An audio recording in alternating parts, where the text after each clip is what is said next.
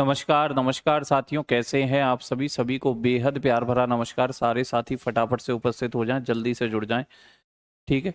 जो क्वेश्चन कल बचे हुए थे उन्हें मैं आज डिस्कस करूंगा। आपको बताया था मैंने कि 62 के अप्रोक्स क्वेश्चन थे, जिसमें से 31 हम कल कर पाए थे। 31 मैं आज आपके सामने डिस्कस करने आया हूँ। सारे साथी मेरे जल्दी से जुड़ जाएं, फटाफट से जल्दी से आ जाएंगे।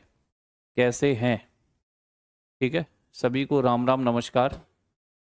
सारे के सारे फटाफट आ जाओ भाई। कल का आपको ज्ञात होगा, कल हमने 31 क्वेश्चन तक डिस्कस कर लिया था। 32 से मैंने कहा था मैं आपको कल बताऊंगा। 62 के आसपास ये क्वेश्चन थे, आधे कल कराए, आधे आज हैं। कल हम शुरू करेंगे केंद्र राज्य संबंधों को। केंद्र राज्य संबंधों को शुरू करेंगे कल। ठीक है, तो सारे साथी जल्दी से जुड़ जाएंगे। सभी को बहुत बहुत प्यार भरा नमस्कार। ठीक है, सभी को बेहद प्यार भरा नमस्कार है, जल्दी से आ जाइए। हाँ, गुड आफ्टरनून, गुड आफ्टरनून। कैसे हैं धर्मेंद्र भाई? चलिए, तो मैं क्वेश्चन शुरू करता हूं साथी। ठीक है, चलिए आते रहेंगे। क्वेश्चन क्या कह रहा है देखना। क्वेश्चन क्या कह रहा है मेरे बाबू? क्वेश्चन कह रहा है कि निम्न में से किन से विनिर्धारित होता है कि भारत का संविधान परिसंघीय है। यानी आपको ऐसी विशेषता तलाशनी होगी ऑप्शन में से जो ये सिद्ध करती हो कि भारत एक परिसंघीय या संघीय संविधान रखता है। Which of the following determine the federal nature of Indian constitution. The federal nature of Indian constitution. Arya, Umesh, Ananya, Radha. ठीक है, सभी को बेहद प्यार भरा नमस्कार है। चलिए, तो कौन सा बच्चे, देखो उमेश यादव जी ने तो शानदार फोड़ दिया देखते ही क्वेश्चन कि सर संविधान लिखित और अनम्य होता है, कॉन्स्टिट्यूशन रिजिड और रिटेन होता है। रिजिड माने अनम्य, अनम्य मतलब कठोर। ठीक है, न्यायपालिका स्वतंत्र होती है, अवशिष्ट शक्तियों का केंद्र में निहित होना, या केंद्र राज्यों के बीच शक्तियों का वितरण। तो यहां पर भी आप ऑप्शनों में फंस रहे होगे कि सर ए भी सही लग रहा है, लिखित संविधान होता है, ये बात सत्य है। ठीक है सर, न्यायपालिका स्वतंत्र होती है। लेकिन बच्चे जरा आप किसी से पहला क्वेश्चन पूछो। जैसे कल एक क्वेश्चन आया था अध्यक्षात्मक सरकार पर या एकात्मक एकात्मक सरकार पर, तो एकात्मक सरकार कहते ही आपके दिमाग में क्या जाता है कि केवल राष्ट्रीय सरकार होगी। अब वहां हो सकता है राज्य सरकारें भी हों, राष्ट्रीय सरकार खुद बना दे, लेकिन पहला चीज आपके दिमाग में क्या गई? केवल राष्ट्रीय सरकार होगी। अगर कोई संघ कह रहा है आपसे, संघीय संविधान कह रहा है, तो संघीय संविधान सुनते ही आपके दिमाग में क्या जाएगा कि संविधान ने दो लोग बनाए होंगे, दोनों को शक्तियां दी होंगी। संविधान ने दो लोग बनाए होंगे, दोनों को शक्तियां दी होंगी। और आर्या बाबू ने और एक भाई और था, सबसे पहले इन्हीं के आंसर आए थे कि सर डी, डी केंद्र राज्यों के बीच शक्तियों का वितरण। सबसे पहला पॉइंट दिमाग में यही जाएगा, बाकी चीजें तो बाद में, बाकी चीजें तो बाद में। ठीक, मैंने आपसे कहा था ऑप्शन यहां पर इस तरीके के आते हैं कि आपको लगेगा कि यार एक से ज्यादा सही दिख रहे हैं, लेकिन एक ही लगाना है, क्या करें? तो आप उसे लगाते हैं जो आपको ज्यादा सही लग रहा है। और संघीय कहते ही पहला ही पॉइंट दिमाग में जाता है कि दो लोग मिलकर काम करेंगे, केंद्र और राज्य, केंद्र और राज्य।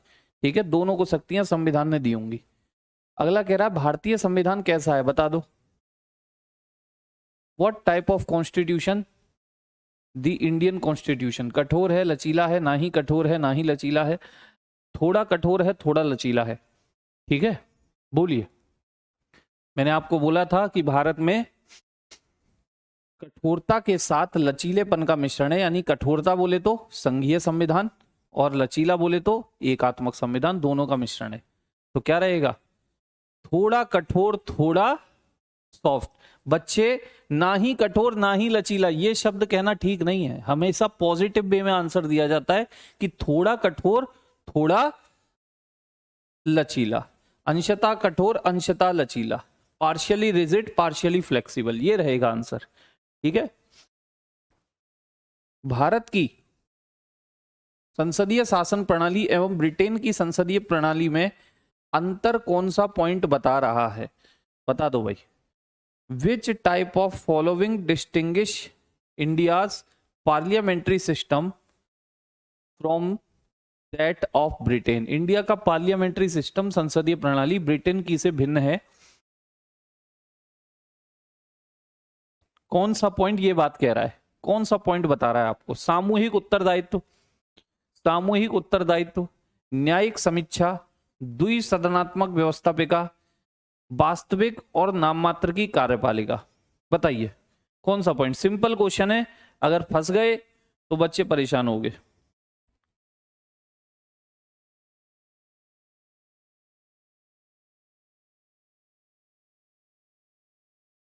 ठीक है, सामूहिक उत्तरदायित्व दोनों में होता है, दोनों में होता है, क्योंकि विधायिका से ही कार्यपालिका बनती है। जी हाँ सर। दो सदन दोनों में है, दो सदन भी दोनों जगह हैं। जी हाँ सर। वास्तविक प्रमुख अलग है, नाम मात्र की प्रमुख अलग है, दोनों जगह है। जी हाँ सर। हमारे यहाँ राष्ट्रपति प्रधानमंत्री, वहां राजा और प्रधानमंत्री। तो केवल एक ही बचा, केवल एक ही बचा, क्योंकि ब्रिटेन में चलता है एकात्मक व्यवस्था। एकात्मक में राष्ट्रीय सरकार ही सर्वोपरि है, न्यायपालिका को कोई ज्यादा शक्तियां वो दे या ना दे उसके ऊपर। ठीक है, वो चाहे तो संविधान में संशोधन करके न्यायपालिका की स्वतंत्रता भंग कर दे, लेकिन हमारे यहाँ ऐसा नहीं है। न्यायपालिका पूरी तरह से स्वतंत्र है, कोई कानून गलत बनेगा तो उसका रिव्यू भी होगा, तो उसका रिव्यू भी होगा। और जो बच्चे पढ़े हुए नहीं है, मेरा पढ़ाना ये साबित हो रहा है उनके आंसर देख करके कि पढ़ाना वेस्ट है, पढ़ाना वेस्ट गया। ठीक है, जैसे रवि जी कह रहे हैं ए बच्चे अंतर पूछा है, समानता नहीं। सामूहिक उत्तरदायित्व तो ब्रिटेन में भी था, संसदीय सरकार की विशेषता बताई थी कि विधायिका से कार्यपालिका बनती है, विधायिका से कार्यपालिका बनती है। दो सदन ब्रिटेन में भी थे, वास्तविक और नाममात्र की कार्यपालिका ब्रिटेन में भी थी। क्या ही कर रहे हैं फिर आप? निम्न कथनों पर विचार कीजिए और अंत में सही कूट का चयन कीजिए। Consider the following statement and choose the correct answer from the given quotes. क्या कह रहा है कि भारत के संविधान में संघीय प्रणाली का प्रावधान है, तो मिलता है, बिल्कुल सही बात है। उनसे एक बहुत शक्तिशाली केंद्र की रचना की गई है। बताइए कथन कारण दोनों सही हैं या नहीं? और कथन कारण दोनों सही हैं तो कारण इसकी व्याख्या कर पा रहा है या नहीं कर पा रहा है? कर पा रहा है या नहीं कर पा रहा है? ठीक है, बताइए भाई। भारत में संघीय संविधान है, ये बात सत्य है, बिल्कुल सत्य पॉइंट है, एकदम से करेक्ट पॉइंट है कि भारत में कौन सा संविधान है? संघीय संविधान है। उसने एक बहुत शक्तिशाली केंद्र की रचना की है, तो बच्चे संघीय संविधान जरूर है, लेकिन यूएसए वाला संघ नहीं है, यूएसए वाला संघ नहीं है। शक्तियां किसको भी दी हैं? कनाडा की तरह राज्यों को भी दिए हैं, वो सॉरी, कनाडा की तरह हमने केंद्र को मजबूत बनाया है। यूएसए की तरह नहीं है कि केंद्र और राज्य को बराबर पावर, यूएसए की तरह नहीं है कि केंद्र और राज्य को बराबर पावर। हमने कनाडा वाला संघ अपनाया है, कनाडा वाला, कि भैया किसको मजबूती देनी है? केंद्र को मजबूती देनी है। केंद्र को तो सही तो दोनों है, लेकिन प्रॉपर व्याख्या नहीं कर पा रहा है, प्रॉपर डिस्क्राइब नहीं कर पा रहा है। प्रॉपर क्या नहीं कर पा रहा है साथी? डिस्क्राइब नहीं कर पा रहा है।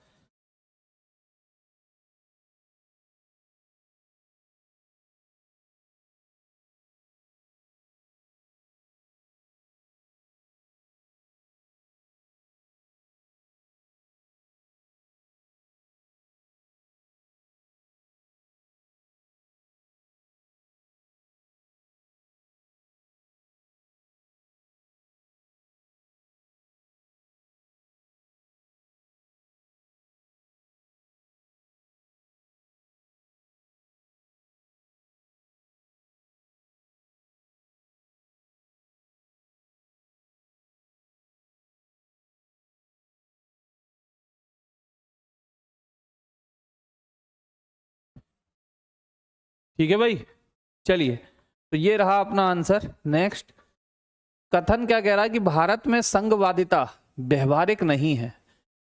Federalism is not practical in India. कारण, भारत एक संघीय राज्य नहीं है, India is not a federal state. बताओ अब, भारत में संघवादिता व्यवहारिक नहीं है, ये कथन है। कारण है कि भारत एक संघीय राज्य नहीं है, संघीय राज्य नहीं है। जल्दी से बोलेंगे, फटाफट से सोचिए, समझिए और आंसर कीजिए। ठीक है, क्या भारत में संघ नहीं है? मुझे बस इतना बताओ, क्या भारत में संघ नहीं है? हाँ, आर्या जी कह रहे हैं सर लेकिन राज्य केंद्र के अधीन होता है तो केंद्र शक्तिशाली होगा। बिल्कुल बिल्कुल, बिल्कुल केंद्र शक्तिशाली होगा, मैंने सही बोला है। देखो ए और आर दोनों सही हैं, मैंने दोनों को सत्य बताया है, लेकिन बाबू जो आर वाला पॉइंट है वो ए पॉइंट की व्याख्या नहीं कर रहा। क्यों नहीं कर रहा? क्योंकि ए पॉइंट में बोला है कि भारत का संविधान संघीय है, संघीय है, और संघीय व्यवस्था में केंद्र और राज्यों को पावर क्या रहती है? संविधान से बराबर रहती है। केंद्र मजबूत नहीं होता। हमने कनाडा वाला संघ अपनाया है, तो हमारी संघीय प्रणाली की विशेषता इस पॉइंट से नजर नहीं आ रही, इस पॉइंट से नजर नहीं आ रही, क्योंकि जो संघ शब्द है उसका मतलब है केंद्र राज्य में बराबर शक्तियां। ठीक है, इसलिए आर इसकी व्याख्या नहीं कर पा रहा है। ये बताइए, भारत में संघवादिता व्यवहारिक नहीं है, संघवादिता व्यवहारिक नहीं है, भारत एक राज्यों का, भारत एक संघीय राज्य नहीं है। कौन सा सही है, कौन सा गलत?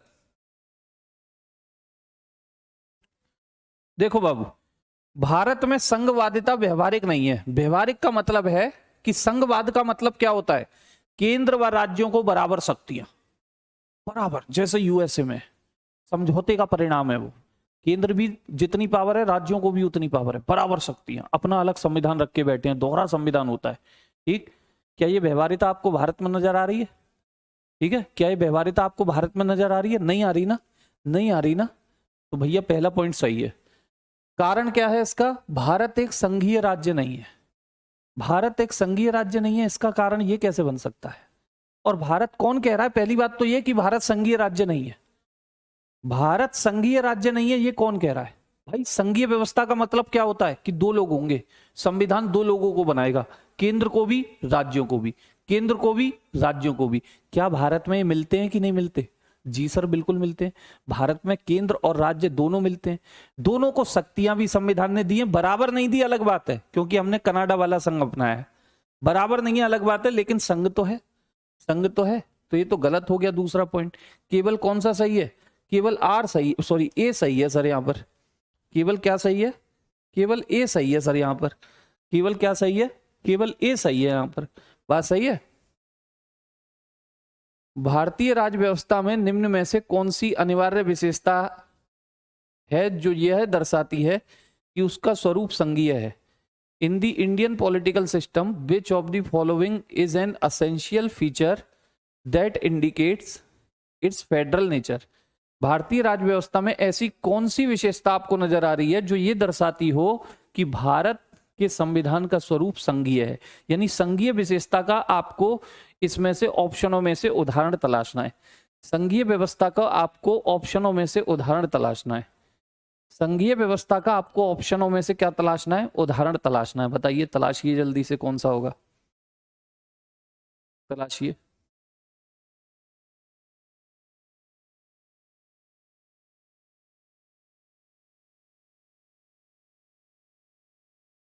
तलाशिए फटाफट से। न्यायपालिका की स्वतंत्रता सुरक्षित है। संघ की विधायिका में, जो संघ की यानी केंद्र की विधायिका है, में संगठक इकाइयों के निर्वाचित प्रतिनिधि होते हैं। केंद्रीय मंत्रिमंडल में क्षेत्रीय पार्टियों के निर्वाचित प्रतिनिधि हो सकते हैं, या मूल अधिकार न्यायालय द्वारा प्रवर्तनीय यानी लागू होते हैं। मूल अधिकार न्यायालय द्वारा प्रवर्तनीय यानी लागू होते हैं। बताइए, जब हम YouTube चलाते हैं तो वीडियो के ऊपर सीसी का ऑप्शन आता है, कुमार एडुटेनमेंट ऐप पर नहीं है सर। मतलब ये क्या चीज है? ये सीसी क्या है? समझा नहीं मैं। ठीक है, तो मैंने कहा कि मेरे बाबू खुद सोचिए, क्या बाकी के तीनों पॉइंटों का मैंने अभी जिक्र किया आपको कि मैंने ऐसा कहा हो पढ़ाते में कि मौलिक अधिकार न्यायालय द्वारा प्रवर्तनीय होते हैं संघीय में? ये तो नहीं बोला। केंद्रीय मंत्रिमंडल में क्षेत्रीय पार्टियों के प्रतिनिधि होते हैं। जो केंद्रीय मंत्रिमंडल होता है, आप जानते हो, पहली बात तो केंद्रीय मंत्रिमंडल संघीय व्यवस्था में होता ही नहीं है, संघीय व्यवस्था में होता ही नहीं है, क्योंकि आप जानते हो यहाँ तो किचन कैबिनेट होती है, किचन कैबिनेट, तो भूल जाओ इसको। संघ की विधायिका में संगठक इकाइयों के निर्वाचित प्रतिनिधि होते हैं। संगठक यानी कि जितनी भी पार्टियां हैं सबके निर्वाचित प्रतिनिधि होते हैं संघ की विधायिका में। ठीक है, संगठक इंग्लिश में ही पढ़ लो। The federal legislature includes elected representative from constituent units. जो संविधान ने संस्थाएं बनाई हैं, जो संविधान ने संस्थाएं बनाई हैं उनसे जो आते हैं, कि मान लो संविधान ने एक संस्था बनाई है जिसका नाम, जैसे उदाहरण दूं, अटॉर्नी जनरल ऑफ इंडिया का, या फिर निर्वाचन आयोग, या फिर UPSC, union public service commission, संघ लोक सेवा आयोग, तो क्या यहां से लोग आते हैं क्या कानून बनाने? क्या यहां से आते हैं क्या? जनता के प्रतिनिधि हैं वो, जनता ने चुने हैं, जनता ने। ठीक, तो भैया संघीय व्यवस्था में केवल और केवल कौन सा पॉइंट सही बैठ रहा है? न्यायपालिका की स्वतंत्रता रहती है, न्यायपालिका की पूरी तरह से क्या रहती है? फ्रीडम रहती है, फ्रीडम रहती है। ठीक है, टैक्स, हाँ इसमें शो नहीं होता, टैक्स वही बोल रहा है भाई, मैं समझा नहीं, मुझे इतना एप्लीकेशन के बारे में नॉलेज नहीं है। निम्न में से कौन सा एक भारत के संविधान का संघीय लक्षण नहीं है? भाई संघीय लक्षण नहीं है, हो सकता है एकात्मक हो, आपको उसी को तलाशना है। फेडरल नहीं है मतलब यूनिटरी होगा, फेडरल नहीं है मतलब यूनिटरी होगा। देखो, केंद्र व राज्यों के बीच शक्तियों का बंटवारा संघ में ही होता है, पूर्ण रूप से लिखित संविधान संघ में ही होता है। इकहरी नागरिकता, भैया मेरे संघीय व्यवस्था में इकहरी कब से होने लग गई? ये तो एकात्मक का लक्षण था, ये तो एकात्मक का लक्षण था। स्वतंत्र न्यायपालिका संघीय में होती है, ये बात तय है। तो क्या रहेगा, क्या रहेगा अपना आंसर? इकहरी नागरिकता, ये तो एकात्मकता का प्रतीक है। भारतीय संघीय व्यवस्था में एकात्मक तत्व पाए जाते हैं। Which of the following are unitary feature in Indian federal system? भारत की जो संघीय व्यवस्था है उसमें एकात्मक तत्व कौन कौन से पाए जाते हैं? 7 ऑप्शन दिए आपको, शायद ना दिख पा रहा हो तो मैं आपको थोड़ा सा बड़ा कर देता हूं, बड़ा कर देता हूं।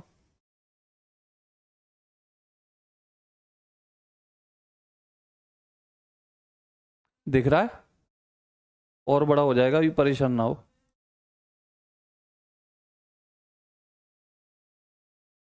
देखो, देख पा रहे हैं? अब तो दिख रहा होगा, चलिए क्लियर दिख रहा है। भारतीय संघीय व्यवस्था में कौन से एकात्मक तत्व पाए जाते हैं? Which of the following the unitary feature in Indian federal system? कि भारत में संघीय व्यवस्था तो है लेकिन उसमें एकात्मक तत्व कौन कौन से मौजूद है? मैंने आपको विशेषताओं में लिखाए थे, विशेषताओं में लिखाए थे, पहचानिए जल्दी से, जल्दी से पहचानिए और आंसर करिए, जल्दी से पहचानिए और आंसर करिए।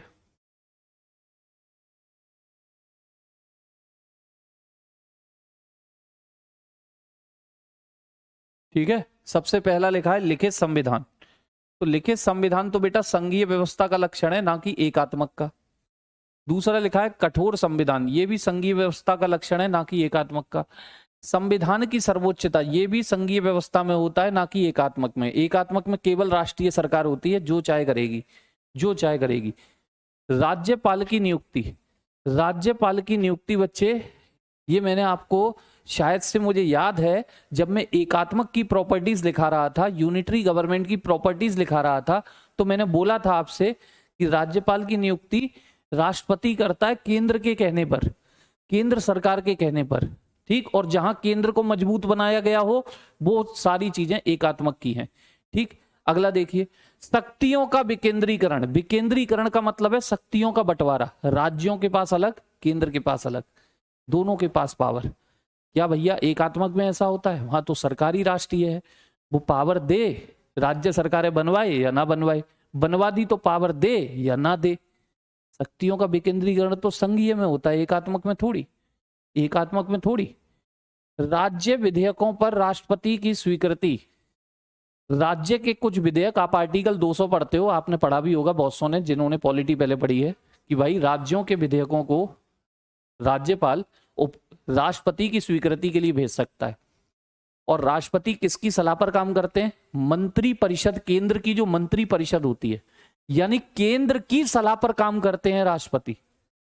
तो कहीं ना कहीं राज्यों के विधेयक भी केंद्र की भैया सलाह पर, केंद्र के आदेश पर बन रहे हैं।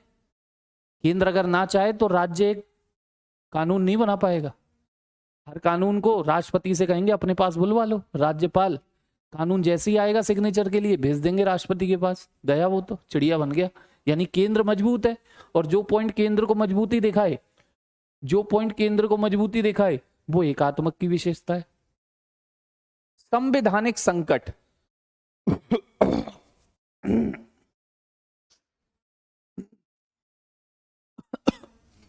संवैधानिक संकट मेरे बच्चे, संवैधानिक संकट की बात करें तो मेरे साथियों जरा गौर करो, कॉन्स्टिट्यूशनल इमरजेंसी, ठीक है, इमरजेंसी। अब अगर कॉन्स्टिट्यूशनल इमरजेंसी की बात करें, संवैधानिक संकट की बात करें, तो मैंने आपसे कहा था एकात्मक विशेषताओं में, ये पॉइंट मैंने कहा था, ठीक है, एकात्मक विशेषताओं में मैंने एक पॉइंट कहा था कि जब भी राष्ट्र या राज्य पर खतरा होगा तो संघीय व्यवस्था क्या बन जाएगी, एकात्मक बन जाएगी। संघीय व्यवस्था क्या बन जाएगी, एकात्मक। आपातकाल वाला पॉइंट लिखा था, याद करें, ठीक है। एक सर्वोच्च न्यायालय, एक सुप्रीम कोर्ट। एक सुप्रीम कोर्ट का क्या मतलब भाई, सुप्रीम कोर्ट तो यहां भी एक ही होता है। इसे अगर आप ऐसे लिखते कि एकल न्यायपालिका, तो एकल न्यायपालिका में चाहे केंद्र सूची का विषय हो चाहे राज्य सूची का, एक ही कोर्ट का रास्ता है। यह था एकात्मक।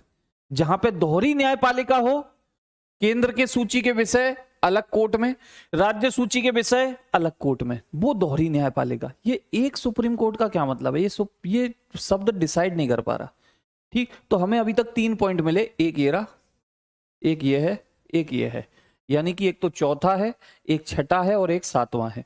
चौथा, छठा और सातवां कहीं है तो बिल्कुल है, चौथा, छठा, सातवां आपको मिलेंगे ऑप्शन नंबर डी में। बहुत बढ़िया, पहले ही आंसर कर रखे थे धर्मेंद्र भाई और प्रियंका जी, ठीक है, शाबाश। खुशबू, बहुत बढ़िया।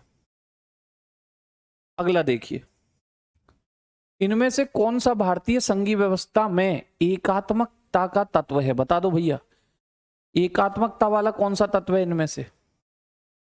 शक्तियों का विकेंद्रीकरण, decentralisation of power, decentralisation of power, decentralisation of power, शक्तियां बांट देना, ये तो संघीय का लक्षण है, एकात्मक का थोड़ी है। राज्यपालों की नियुक्ति, भैया राज्यपालों की नियुक्ति केंद्र कराता है राष्ट्रपति से, ये है।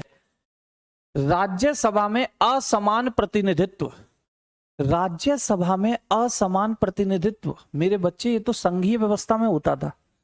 संघीय व्यवस्था में मैंने कहा था कि 2 सदन बनते हैं, क्योंकि राज्यों को कानून बनाया जा रहा है। पापा चाचा ताऊ के घर के लिए कानून बना रही है दादा, तो पापा चाचा ताऊ के घर में से भी एक एक मेंबर बैठना चाहिए, जिससे कि पापा चाचा ताऊ को भी पता हो कि क्या कानून बन रहा है, गलत बनेगा तो रोक पाएंगे।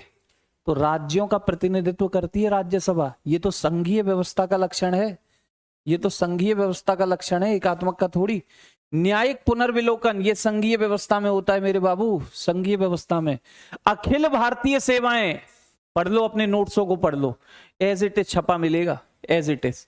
अखिल भारतीय सेवाएं, मैंने कहा था DM, IAS officer, IPS officer, केंद्र के यूपीएससी की परीक्षा पास करके आए हैं और जिलों के अधिकारी बने बैठे हैं राज्यों के अंदर, सीधे केंद्र को रिपोर्ट देते हैं। द्विसदनात्मक व्यवस्था पे का, ये तो भैया संघीय का लक्षण है, ये तो संघीय का लक्षण है। तो केवल कौन से बचे? 2 और 5 बचे, 2 और 5 बचे, बताओ 2 और 5 बचे कि नहीं बचे? 2 और 5, 2 और 5, कहीं कोई हमसे गड़बड़ हुई है क्या पढ़ने में? राज्यसभा में असमान प्रतिनिधित्व, हाँ राज्यसभा में असमान प्रतिनिधित्व, राज्यसभा में असमान, राज्यसभा का होना 2 सदन, 2 सदन तो पहले ही हमने गलत टिक कर दिया, क्योंकि 2 सदन तो कहां होते हैं? 2 सदन तो बाबू कहां होते हैं? सुन लो खुशबू जी, हमने केवल राज्यसभा पर ध्यान दे दिया। राज्यसभा का मतलब, होने का मतलब है 2 सदन, और 2 सदन तो कहां होते हैं? संघीय में। तो एकात्मक का तो लक्षण है नहीं, उसे तो हम गलत टिक कर चुके हैं। लेकिन यहां लिखा है राज्यसभा में असमान प्रतिनिधित्व। भाई यूपी से आएंगे 31 राज्यसभा में, बिहार से आएंगे इतने, सिक्किम से आएंगे इतने, गोवा से आएंगे इतने, महाराष्ट्र से आएंगे इतने। हर राज्य को हमने अलग अलग सीटें दी हैं, अलग अलग सीटें। और किसने बांटी हैं? केंद्र ने बांटी हैं। केंद्र चाहे तो किसी की सीटें बढ़ा भी सकता है और किसी की सीटें कम भी कर सकता है। यानी कि ये भी पॉइंट किसको मजबूती दे रहा है? केंद्र को मजबूती दे रहा है। हमने पढ़ने में दिक्कत कर दी थी, ये भी पॉइंट किसे मजबूती दे रहा है? केंद्र को। तो 2 है, 3 है और साथ में 5 है। 2, 3, 5 बोले तो ऑप्शन नंबर कौन सा हो गया बच्चे? ऑप्शन नंबर कौन सा हो गया? बी। अगला देखो, अगला देखो, क्वेश्चन कह रहा है भारत में संघीय व्यवस्था से संबंधित निम्न कथनों में से कौन सा सही है? निम्न कथनों में से कौन सा सही है, बताओ जल्दी से। संघीय व्यवस्था के लिए कौन से कथन इनमें से सही है? कौन से कथन इनमें से सही है? फटाफट से बोलेंगे, पढ़ें और जल्दी से बोलें। पहला क्या कह रहा है कि संविधान शासन की मूल संरचना के लिए संघीय व्यवस्था की प्रस्तावना करता है। यानी कि संविधान खुद से केंद्र और राज्य सरकारें बनवाता है, खुद से उनको पावर देता है। तो बिल्कुल सही बात है, खुद से ही देता है सर। एकात्मक झुकाव का उसमें सशक्त मिश्रण। भैया अगर क्वेश्चन में भारत नहीं लिखा होता, अगर क्वेश्चन में भारत नहीं लिखा होता तो मैं इस दूसरे पॉइंट को गलत कर देता, क्योंकि प्रॉपर संघीय व्यवस्था में एकात्मक की ओर झुकाव नहीं होता। लेकिन भारत की संघीय व्यवस्था किसकी ओर झुकी हुई है? केंद्र राज्य बनवाए जरूर है संविधान ने, लेकिन झुकाव किसकी ओर है? केंद्र की ओर है। सत्य बात है, केंद्र की ओर है, सत्य बात है। संघ व राज्य दोनों की विधायिकाएं प्रभुता संपन्न है। क्या मैंने ऐसा कहा था? क्या मैंने ये पॉइंट बोला है आपको कि संघ और राज्य दोनों की विधायिकाएं प्रभुता संपन्न है? भैया हमने मजबूती दी है केंद्र को। पापा का अपना परिवार जरूर है, चाचा का अपना परिवार है, ताऊ का अपना परिवार है, लेकिन पापा चाचा ताऊ का अगर कोई नालायक बेटा जो कहीं पर काम करता है, सुबह से 6 से 10 की शिफ्ट है और उसके बाद 2 घंटे गायब होकर के 12 से 5 की ड्यूटी करने के लिए राजी है, तो ऐसे नालायक बेटे को अगर वो आईफोन दिलाना चाहते हैं, दादा कहते नहीं घर में आईफोन नहीं आएगा, सैमसंग के अलावा दूसरा फोन नहीं चलने दूंगा। पिताजी को माननी पड़ जाएगी कि आईफोन नहीं आएगा, क्योंकि जब तक इस घर में रहना है तो आईफोन नहीं आएगा। बात सही है? तो भैया स्वतंत्र नहीं है राज्य पूरी तरह से उनको संप्रभुता नहीं मिली। सेना है उन भारत के राज्यों के पास नहीं है ना, रख भी नहीं सकते, टूट के अलग भी नहीं हो सकते, क्योंकि विनाशी राज्यों का अविनाशी संघ है ये। कभी भी किसी भी राज्य को यूटी बना सकता है केंद्र। क्लियर? तो भैया ये प्रभुता संपन्न नहीं है। तीसरा पॉइंट एकदम गलत है। विधायकीय, वित्तीय तथा न्यायिक शक्तियां संघ तथा उसकी इकाइयों के मध्य विभाजित हैं। क्या भारत के अंदर विधायकीय शक्ति केवल संघ में ही है, राज्यों में नहीं है? सर बिल्कुल है। एक तो यहां फंस गया ये। दूसरा, न्यायिक शक्तियां संघ की इकाइयों में विभाजित हैं। क्या सरकार के लोग न्यायपालिका में आते हैं? क्या सरकार के लोग न्यायपालिका में आते हैं? नहीं, स्वतंत्र है। गलत। तीसरा चौथा एकदम गलत। क्या रहेगा? बहुत बढ़िया। कुछ बच्चों ने बोला भी था शानदार। 1 और 2, ऑप्शन नंबर बी बेहद शानदार। सुन के अच्छा लगा। बोगेम्बो खुश हुआ, बोगेम्बो खुश हुआ। अगला क्या कह रहा है देखो, भारत का राष्ट्रपति परोक्षता निर्वाचित होता है। The president of India is elected indirectly. कारण भारत में संसदीय प्रणाली को गणतंत्रवाद के साथ जोड़ा गया है। जल्दी से सोचना और सोच समझ के आंसर देना। भाई राष्ट्रपति के चुनाव में कोई आप हम लोग भाग लेते हैं? राष्ट्रपति के चुनाव में कोई आप हम लोग भाग लेते हैं? नहीं लेते ना। हमारे द्वारा जो चुने हुए लोग हैं वो राष्ट्रपति को चुनते हैं, जबकि अमेरिका में डायरेक्ट जनता ने चुन लिया था। ठीक है, हमारे यहाँ जो सांसद विधायक बनते हैं यही लोग वोट डालते हैं। आगे राष्ट्रपति पढ़ाऊंगा तब देखोगे। तो पहला पॉइंट एकदम सही है। दूसरा, भारत में संसदीय प्रणाली में गणतंत्रवाद को अपनाया है। संसदीय प्रणाली ब्रिटेन में भी है, हमारे यहाँ भी है, लेकिन वहां मोनार्क चलता है। मोनार्क, राजा का बेटा राजा। हमारे यहाँ गणतंत्रवाद चलता है, गणतंत्रवाद चलता है। ठीक है, तो भैया दोनों सत्य हैं, दोनों सत्य हैं। यहां भी लिखा है दोनों सत्य हैं। बी ऑप्शन कह रहा है आरए की व्याख्या नहीं करता। ए कह रहा है आरए की व्याख्या करता है, स्पष्टीकरण देता है। तो बच्चे सोच के देखो, हमारे यहाँ राष्ट्रपति का चुनाव होता है। पहली लाइन कह रही है हमारे यहाँ राष्ट्रपति का चुनाव होता है। क्यों? क्योंकि हम एक गणतंत्र हैं, और गणतंत्र का मतलब है राष्ट्रपति चुना जाएगा। अर्थात भैया ऑप्शन ए एकदम करेक्ट है, राष्ट्रपति चुना जाएगा। क्योंकि हमें क्या है, हम एक रिपब्लिक हैं, गणतंत्र हैं। हम एक रिपब्लिक हैं, गणतंत्र हैं। हम एक रिपब्लिक हैं, गणतंत्र हैं। प्रॉपर व्याख्या दे रहा है। अगला कह रहा है मेरे बाबू लोगों, निम्न में से कौन सा कथन सही है? जल्दी से पढ़ो, जल्दी से आंसर करो, फटाफट फटाफट। ऐसा मत कर देना आज भी मुख खत्म ना हो जाए। जल्दी। संयुक्त राज्य अमेरिका में सरकार की संघीय प्रणाली है। बिल्कुल सही बात है, सरकार की संघीय प्रणाली है। भारत में सरकार की संघीय और एकात्मक दोनों प्रणाली है। फ्रांस में सरकार की संघीय प्रणाली है। तो कतई गलत हो गया, फ्रांस में एकात्मक चलता था। फ्रांस में एकात्मक चलता था पहले, तो इसे तो काट ही दो। पाकिस्तान में प्रधानमंत्री की नियुक्ति वहां की जनता द्वारा होती है। अरे भैया ये तो नल्ला पाकिस्तान आ गया बीच में, ये तो नल्ला पाकिस्तान आ गया। ठीक है, ये तो नल्ला पाकिस्तान आ गया भाई। यहां भी बहुमत दल का नेता आता है। बहुमत दल का नेता। जनता नहीं चुनती, जनता केवल आपको सांसद बनाएगी। सांसदों में से जिस पार्टी के पास भी बहुमत है वो बनेंगे, उसके मुखिया बनेंगे आपके पीएम। ठीक, तो दो ऑप्शन बने। एक है यूएसए में सरकार की संघीय प्रणाली है, भारत में सरकार की संघीय और एकात्मक दोनों प्रकार की प्रणाली है। बाबू ये जो ऑप्शन है ये 50% सही है, 50%, क्योंकि भारत में संघीय और एकात्मक दोनों का मिश्रण जरूर है, लेकिन हमारी न्यायपालिका कहती है कि हमारा संविधान कैसा है, हमारी न्यायपालिका कहती है हमारा संविधान कैसा है, संघीय है, संघीय। क्लियर? तो भैया 50% तो सही है ये। ठीक, ऑप्शन ए को अगर देखें कि अमेरिका में संघीय प्रणाली है, ये एकदम करेक्ट है, ये 100% सही है। तो हम तो उसको आंसर मानते हैं जो ज्यादा सही है, क्योंकि एक ही चुनना है भाई, एक ही चुनना है, कोई 3-4 नहीं चुनने जो आप 2-3 ऑप्शन मार दो, 2-3 ऑप्शन मार दो।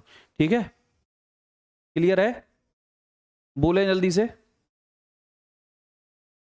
अगला, निम्न में से कौन सी एक भारतीय संघ राज्य पद्धति की विशेषता नहीं है? Which of the following is not a feature of Indian federal system? Indian federal system की विशेषता नहीं है, यानी कि किसी और की होगी। तो संघ राज्य, संघ का मतलब पूरी दिमाग में रखना, भारत में स्वतंत्र न्यायपालिका है, ये तो संघ की विशेषता है, संघीय सरकार की। केंद्र राज्यों की भी शक्तियों का विभाजन है, ये भी है।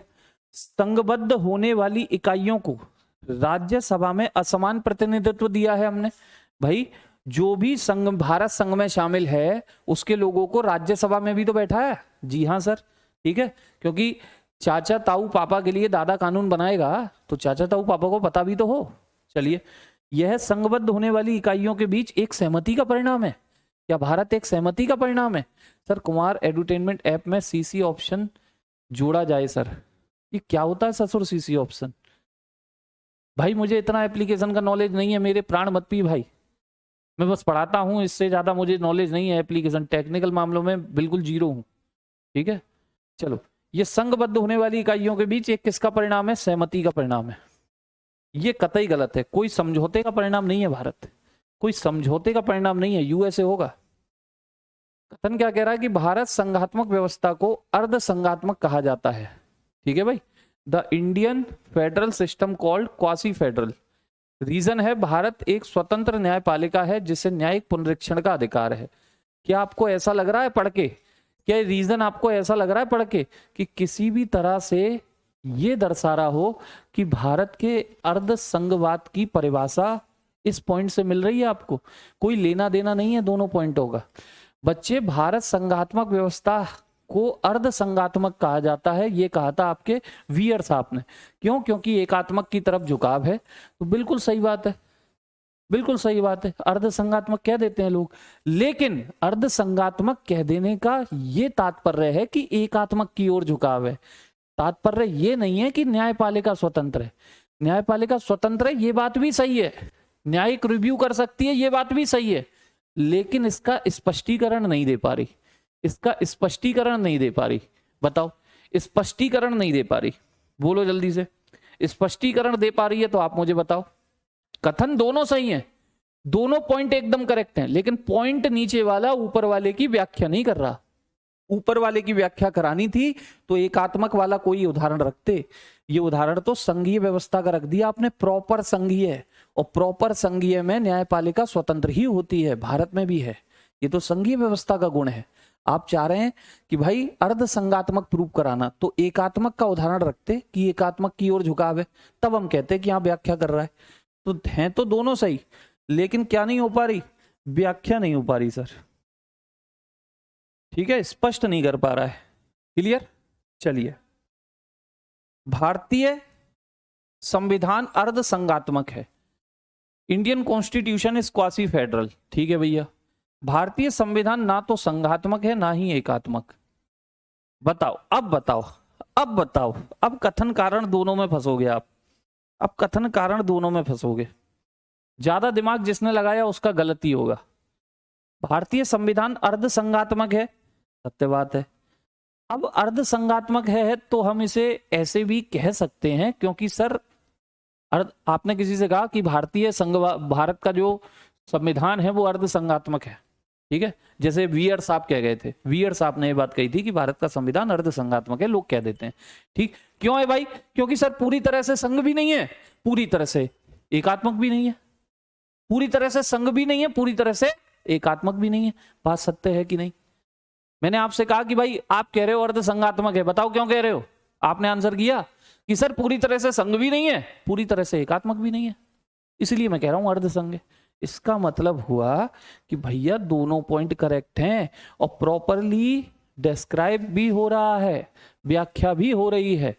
ठीक है, ठीक यार, ये देखो पहले 1 मिनट।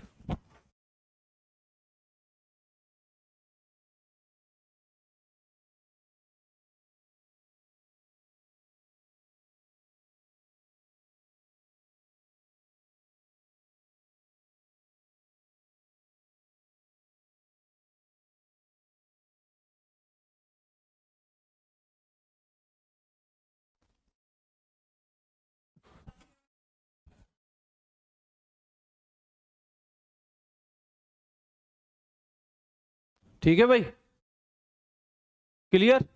चलिए चलिए नेक्स्ट, भारतीय संविधान की प्रकृति क्या है? जल्दी से बताओ, भारतीय संविधान की प्रकृति क्या है? What is the nature of Indian constitution? What is the nature of Indian constitution? भारतीय संविधान की प्रकृति क्या है? भारतीय संविधान की प्रकृति क्या है? बताएं जल्दी से। भारतीय संविधान की प्रकृति क्या है? क्या वो संघीय है? क्या वो एकात्मक है? क्या वो संसदीय है? प्रकृति में संघीय किंतु भाव में एकात्मक, या उपयुक्त में से कोई नहीं, या एक से ज्यादा, या उपयुक्त में से कोई नहीं, या एक से ज्यादा? जल्दी से, भारतीय संविधान की प्रकृति क्या है? तो प्रकृति तो आप जानते हो, दोनों काम कर रहे हैं, दोनों काम कर रहे हैं, लेकिन झुकाव किसकी तरफ ज्यादा है? ठीक है, एक बाप के 2 बेटे हैं, चुन्नू मुन्नू, चुन्नू मुन्नू बेटे 2 हैं, लेकिन झुकाव चुन्नू की तरफ ज्यादा है, झुकाव चुन्नू की तरफ ज्यादा है। तो भैया है तो वो बाहर दिखाने को कि 2 बेटों का बाप है, लेकिन घर में अंदर पता चल रहा है एक बेटे से तो कोई मतलब ही नहीं रखता है। ठीक है, एक बेटे से तो कोई मतलब ही नहीं रखता है, एक बेटे के तरफ उसका झुकाव ज्यादा है, यानी कि प्रकृति में तो संघ है, लेकिन भाव में एकात्मक है, भाव में एकात्मक है। गणतंत्रीय अवधारणा से संबंधित निम्न में से कौन एक सही नहीं है? कौन एक नहीं है? Which of the following is not relatable to concept of republic? गणतंत्रीय भावना से कौन संबंधित नहीं है, मुझे बताओ। गणतंत्रीय भावना से कौन संबंधित नहीं है? गणतंत्रीय भावना से मेरे साथी कौन संबंधित नहीं है? कौन संबंधित नहीं है? ठीक है, हाँ जी, बात पहुंचा दी है आलम भैया आपकी। ठीक है, अब कमेंट करके परेशान ना हो, आपकी बात पहुंचा दी है, बाकी चीजें मेरे हाथ में नहीं है। टेक्निकल हेड साहब को दिखा दिया आपका ये मैसेज, वो देख लेंगे अपने आप, उन्हें करना होगा कर देंगे, नहीं करना होगा नहीं करेंगे। ठीक, तो मैंने कहा गणतंत्रीय अवधारणा से संबंधित निम्नांकित में से कौन एक नहीं है? एक राज्य जिसमें जनता सर्वोच्च हो, सर्वोच्च शक्ति निर्वाचित प्रधान में हो, सर्वोच्च शक्ति एक राजा के समान एक ही व्यक्ति में हो, या एक ऐसी सरकार जो जनता द्वारा निर्वाचित प्रतिनिधि हो। गणतंत्र का मतलब आप जानते हो, गणतंत्र शब्द को पकड़ो, और गणतंत्र शब्द का मतलब क्या होता है? गणतंत्र का मतलब होता है कि भैया आपका राष्ट्र का जो अध्यक्ष है, केवल राष्ट्र का अध्यक्ष, राष्ट्रपति की बात हो रही है, वो चुना जाएगा, चुना जाएगा, और उसके साइन के बिना कोई काम नहीं होता। गणतंत्र का मतलब है कि उसके साइन के बिना कोई काम नहीं होता है। भारत के अंदर सारी डीलिंग करते प्रधानमंत्री हैं, क्योंकि वास्तविक प्रमुख वही हैं, लेकिन सिंबल किसका चलता है? सिंबल किसका चलता है? सिग्नेचर किसका चलता है? तो राष्ट्रपति जी का चलता है। किसका चलता है? राष्ट्रपति जी का। राष्ट्रपति जी का किसका चलता है? राष्ट्रपति जी का चलता है, याद रखिएगा। ठीक है, नेक्स्ट अगला क्या कह रहा है भाई? निम्न में से किनको विधि के शासन के प्रमुख लक्षणों के रूप में जाना जाएगा? विधि का शासन यानी कानून का शासन, rule of law. Rule of law, rule of law में क्या क्या आएगा बच्चे?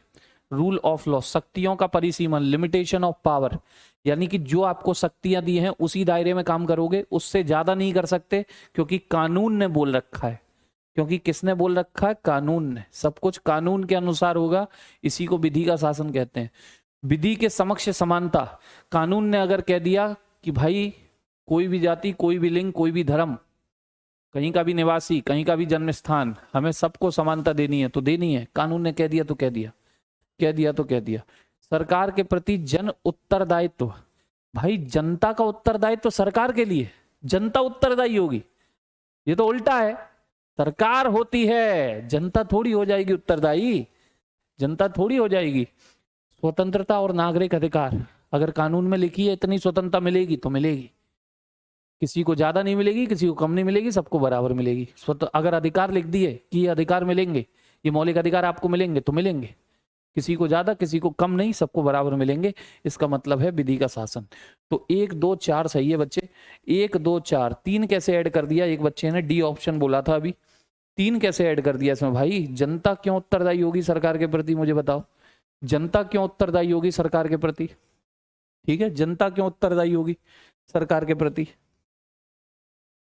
अगला, संवैधानिक सरकार वह है, a constitutional government is one, a constitutional government is one, जो राज्य की सत्ता के हित में व्यक्ति की स्वतंत्रता पर प्रभावकारी प्रतिबंध लगाती है, जो व्यक्ति की स्वतंत्रता के हित में राज्य की सत्ता पर प्रभावकारी प्रतिबंध लगाती है। बताओ, लॉजिकल आंसर दे सकते हो इसका तो मेरे भाई, लॉजिकल आंसर दे सकते हो आप। कोई भी व्यक्ति आंसर दे देगा, जिसने राज व्यवस्था संविधान नहीं पढ़ा वो भी आंसर दे देगा कि राज्य की सत्ता के हित में व्यक्ति की स्वतंत्रता पर प्रतिबंध। भाई आप व्यक्ति के मौलिक अधिकार छीन लोगे? अगर आपको अपनी राज्य को देखना है, चाहे कोई मर रहा हो जी रहा हो, आपको कोई मतलब नहीं है, जबकि भारतीय संविधान कहता है लोक कल्याण के लिए काम करना। ठीक है, व्यक्ति की स्वतंत्रता के लिए आप राज्य की सत्ता पर प्रभावकारी प्रतिबंध लगाओगे, आप सरकार की पावर पर प्रतिबंध लगाओगे। भाई ऐसा नहीं, जनता सर्वोच्च है। ठीक है, तो कौन सा ऑप्शन रहेगा सर? केवल 2, केवल 2। परिभाषा से संवैधानिक सरकार का अर्थ होता है, बताओ संवैधानिक सरकार किसे कहोगे? संवैधानिक सरकार विधानमंडल द्वारा सरकार, यानी विधायिका से कार्यपालिका बनती हो, विधायिका से। ऐसा तो संसदीय में होता था। और सरकारें आप जानते हो अध्यक्षात्मक भी हो सकती हैं तो वो भी संवैधानिक। तो पहला तो गलत हो गया, पहला तो गलत हो गया। लोकप्रिय सरकार, पॉपुलर गवर्नमेंट, यानी जिसकी पॉपुलैरिटी ज्यादा है। भाई पॉपुलैरिटी का क्या मतलब होता है? पॉपुलैरिटी राहुल गांधी की बढ़ जाए, लेकिन भैया संविधान ने कह रखा है कि चुनाव में जो जीत के आएगा सरकार तो उसी की होगी। पॉपुलैरिटी में भले ही राहुल गांधी आगे हो जाए, पॉपुलैरिटी में तो और भी लोग आगे हो सकते हैं भारत के अंदर, है पॉपुलैरिटी में तो और भी आगे हो सकते हैं। एक रील वायरल हुई, लोग पॉपुलर हो जाते हैं, तो सरकार बन जाएगी क्या उनकी? बहुदलीय सरकार, multi party government, multi party, बहुदलीय, यानी कि एक से ज्यादा पार्टियों की अगर सरकार चल रही है तभी संवैधानिक सरकार कहलाती है। पिछली बार जब बीजेपी अकेले जीत के आई थी और उसने सरकार बना दी थी, क्या वो संवैधानिक सरकार नहीं थी? इस बार गठबंधन चल रहा है, क्या यही संवैधानिक सरकार होगा? ये भी गलत है। बहुमत की सरकार कहिए, बहुदल की सरकार नहीं। सीमित सरकार, सीमित सरकार यानी कि संविधान ने जितनी दायरे में आपको रखा है, संविधान ने कह रखा है ये आपकी शक्तियां हैं, ये आपके कर्तव्य हैं, ना इससे ज्यादा कर पाओगे, इससे कम करना है तो वो आप नालायक हो, लेकिन इससे ज्यादा नहीं कर पाओगे। बोले तो लिमिटेड गवर्नमेंट, यही ऑप्शन एकदम से करेक्ट रहेगा इसका, यही ऑप्शन एकदम से क्या रहेगा? करेक्ट। भारत की शासन प्रणाली का स्वरूप कैसा है? What is the nature of the system of governance in India? Bharat की शासन प्रणाली का स्वरूप कैसा है मेरे भाई? एकात्मक है, संसदीय है, राष्ट्रपति वाली या द्विसदनीय?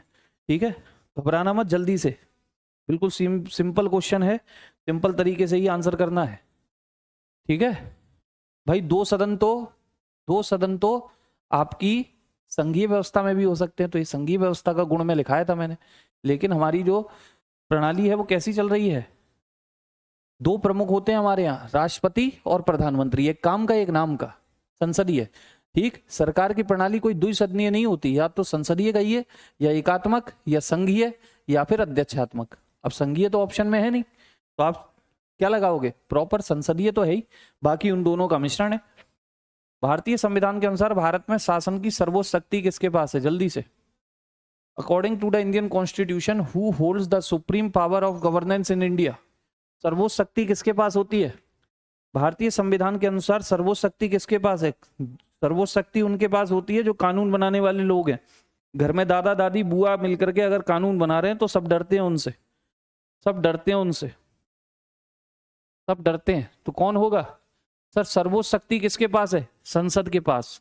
संसद संविधान तक में संशोधन कर लेती है, संसद संविधान तक में संशोधन कर लेती है बच्चे, ठीक है। अगर प्रधानमंत्री नालायकी दिखा रहे हैं, राष्ट्रपति नालायकी दिखा रहे हैं, तो उन्हें पद से भी हटाने की प्रक्रिया संसद करती है। लोकसभा राज्यसभा बिल ले आती हैं, चचा को हटा भी सकती हैं। तो किसके पास है शक्ति? संसद के पास। भारत में राष्ट्रपति का पद किस प्रकार का है? बता दो जल्दी से। What kind of position is the president in India? क्या वास्तविक प्रमुख हैं ये? सारे काम धंधे यही करते हैं? अगर सारे काम धंधे करते तो प्रधानमंत्री होता ही नहीं अमेरिका की तरह, ठीक है। ये सिंबॉलिक हेड हैं, केवल कैसे हैं? नॉमिनल, नाम चलता है इनका। काम कौन करते हैं? प्रधानमंत्री करते हैं। प्रधानमंत्री की नियुक्ति कौन करता है? मैंने आपको बताया था, एग्जाम्पलों में बताया था। चुनाव में जो भी लोग बहुमत में आए, बहुमत वाले लोग एक नेता घोषित करेंगे, एक व्यक्ति को अपना नेता बनाएंगे और उसी व्यक्ति को राष्ट्रपति जी कहेंगे आ जाओ बेटा बैठो, प्रधानमंत्री हो आज से आप। यानी कौन नियुक्ति कर देंगे? राष्ट्रपति कर देंगे। भारत में विधानमंडल की शक्ति किस पर आधारित होती है? The power of legislature in India is based on, किस पर आधारित है बताओ? किस पर आधारित? संविधान में जो प्रावधान है या राष्ट्रपति के आदेश या सरकार के निर्णय या फिर जनता के मत? बताइए। विधानमंडल क्या उल्टा सीधा कानून बना सकता है? क्या विधानमंडल आपके मौलिक अधिकारों को छीनने वाला कानून बना सकता है? क्या जो चाहे जैसा चाहे कानून बना सकता है? नहीं। संविधान का जो नेचर है उसे बदलने वाला कानून नहीं बनेगा। आपने अगर सोचा कि न्यायपालिका की स्वतंत्रता भंग करनी है, नहीं कर पाओगे, क्योंकि आप जानते हो संविधान का मौलिक ढांचा बताया था, मूल विशेषता, संघीय व्यवस्था, उसमें बदलाव नहीं हो सकता, बदलाव नहीं हो सकता, ठीक है। तो संवैधानिक ने जो प्रावधान किए हैं आप उसके अंडर में रह के काम करिए। भारत में न्यायपालिका की सर्वोच्च शक्ति किसके पास होती है? Who holds the supreme judicial power in India? सर्वोच्च शक्ति किसके पास है? ठीक है भाई, न्यायपालिका की सर्वोच्च शक्ति सबसे ऊपर के कोर्ट पे होगी। और सबसे पावरफुल कोर्ट कौन सा है? न्यायपालिका तो स्वतंत्र है ना, तो ना तो राष्ट्रपति आंसर होगा, ना प्रधानमंत्री, ना ही विधानमंडल। स्वतंत्र है मतलब उच्चतम न्यायालय, सुप्रीम कोर्ट किसके पास होती है? सुप्रीम कोर्ट के पास। सर फिर भी नालायक प्रधानमंत्री कह रहे हैं। लिखित नियमों का एक ऐसा समूह जो किसी देश में रहने वाले सभी लोगों द्वारा स्वीकार किया गया हो, उसे क्या कहते हैं? बता दो, simple question. What is the term of set of written rules accepted by the people living in a country? अगर एक कंट्री में जो लोग रह रहे हैं और वो किसी लिखे हुए नियम कानूनों को फॉलो करते हैं, उसी के अनुसार सारी चीजें चलाते हैं, तो वही क्या होता है उस देश का? वही क्या होता है बच्चे? जल्दी से। बहुत बढ़िया, संविधान होता है सर, संविधान। भारत का संविधान सरकार की किस प्रणाली के साथ एक संप्रभु, समाजवादी, धर्मनिरपेक्ष, लोकतांत्रिक गणराज्य है? The constitution of India establish India's सोवर्जन socialistic secular democratic Republic with which system of government? बता दो। भारत का जो संविधान है वो सरकार की किस प्रणाली के साथ एक संप्रभु, समाजवादी, धर्मनिरपेक्ष राज्य है? किस प्रणाली के साथ? तो आप जानते हैं कैसी प्रणाली चलती है भारत में? कैसी प्रणाली? सर संसदीय प्रणाली, दो प्रमुख वाली प्रणाली है, दो प्रमुख वाली प्रणाली है, लेकिन झुकाव केंद्र राज्य भी है, यानी कि सर संघ भी है, लेकिन झुकाव है एकात्मक की ओर, ठीक है।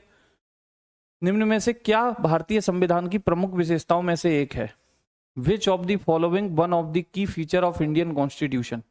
भारतीय संविधान की प्रमुख विशेषताओं में से एक है संघवाद, गैर धर्मनिरपेक्ष, आश्रित न्यायपालिका, निरंकुश सरकार, ना तो निरंकुश सरकार है, ठीक है, अपनी शक्तियों से बाहर नहीं जा सकती, आश्रित न्यायपालिका नहीं है, स्वतंत्र है, गैर धर्मनिरपेक्ष यानी कोई ना कोई विशेष धर्म है हमारे देश का, नहीं है, ठीक। हमारे यहाँ की प्रमुख विशेषता क्या हो गई? संघवाद हो गई सर। केंद्र राज्य मिलके काम कर रहे हैं सर, ठीक है, केंद्र राज्य मिलके काम कर रहे हैं। कौन मिलके काम कर रहे हैं बाबू? केंद्र राज्य मिलके काम कर रहे हैं। फिर क्या कह रहा है, भारत में प्रजातंत्र इस तथ्य पर आधारित है कि democracy in India is based on the fact that, जल्दी से ऑप्शन पढ़ो और आंसर करो फटाफट।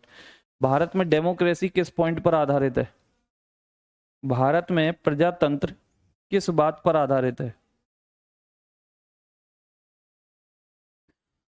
संविधान लिखित है, यहां मौलिक अधिकार प्रदान किए गए हैं, जनता को सरकार चुनने और बदलने का अधिकार है। To the people, by the people, for the people. To the people, by the people, for the people, बाकी ऑप्शनों से कोई लेना देना नहीं। जनता अगले 5 साल में अगर अभी भी मोदी जी पसंद नहीं आए तो उनकी सीटें और कम कर देगी, दूसरे की सरकार बनवा देगी। लोकतंत्र का उत्कृष्ट गुण यह है कि वह क्रियाशील बनाता है।